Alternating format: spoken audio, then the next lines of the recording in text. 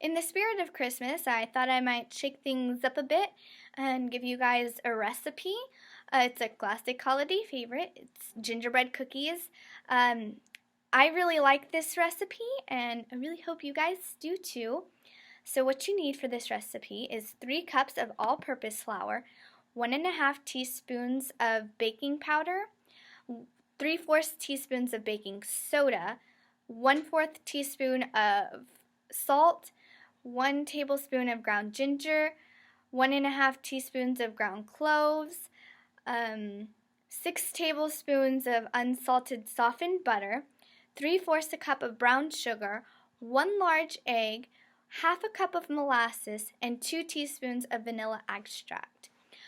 You will also need an assortment of cookie cutters if you want shapes and designs and things like that. And then, of course, colored icing. You can either buy it at the store and it's pre-colored, or you can make it yourself and just add food coloring, whatever floats your boat. What I like to do before I begin baking, really for any recipe, is I like to have all my ingredients out. That way, while I'm baking, I'm not searching through the cabinets and my cookies end up burning.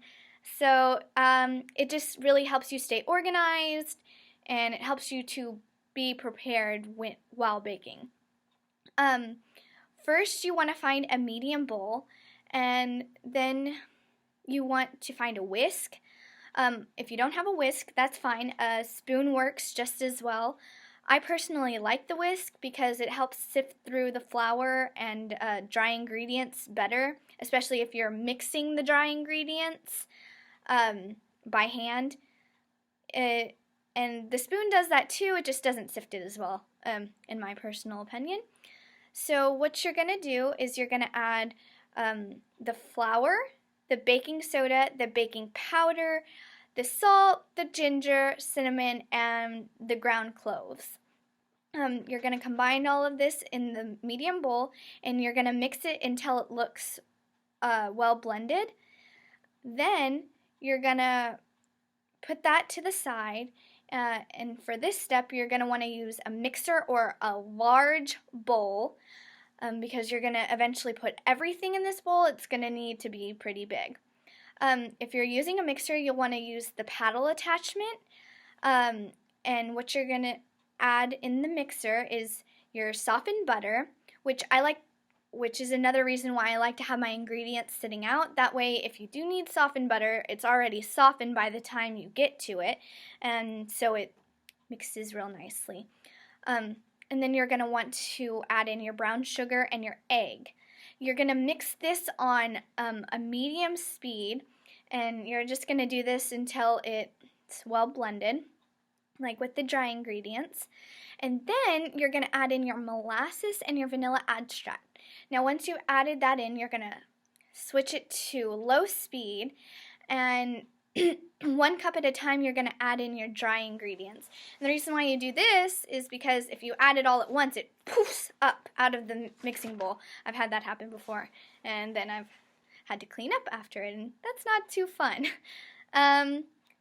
Then after all the ingredients are added, and you're going to have it mix, and you're going to mix it until it looks smooth and not lumpy. You don't want lumps in your cookies. It does not taste good.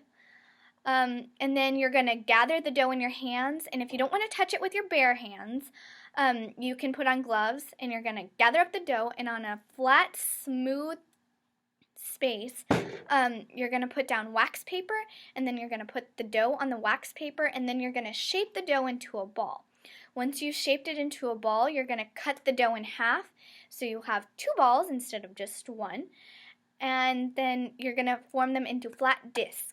And once you've done that, you're going to get 2 more sheets of wax paper, and then you're going to wrap the dough up in the wax paper. And then you're going to put both flat discs in the refrigerator, and you're going to refrigerate that for 4 days. After the 4 days have passed, you're going to remove the dough from the refrigerator and preheat the oven to 375. And the dough has to be at room temperature before you can use it. So it's good to have it out while the oven is preheating. It doesn't knead properly if it's not at room temperature. Then while you're waiting for the dough to reach room temperature and the oven's preheating, you can go ahead and line your baking sheets with parchment paper.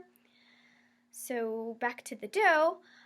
Once the dough has reached room temperature, which is normally around the time the oven has finished preheating, you knead it out, and it needs to be at least 1/4 of an inch thick. Then you get to use your cookie cutters and start making your shapes.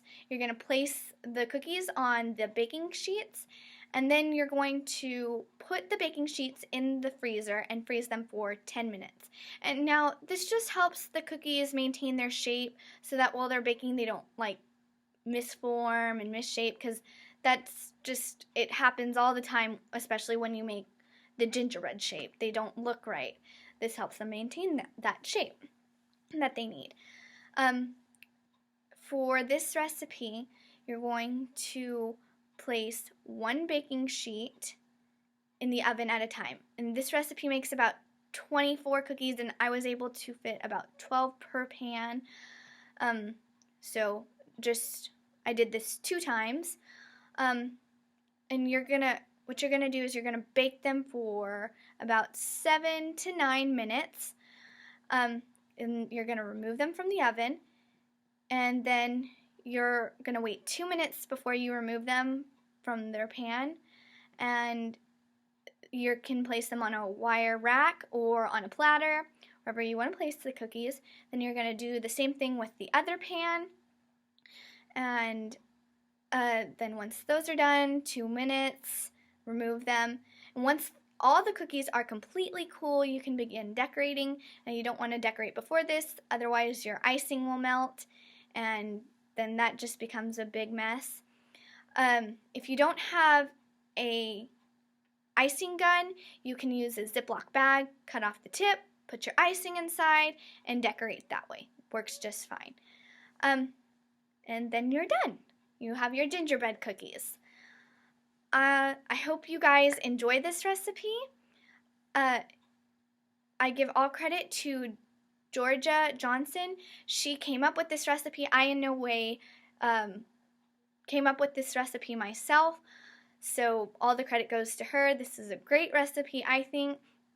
I just added in my own little commentary, so credit goes to her. Happy holidays!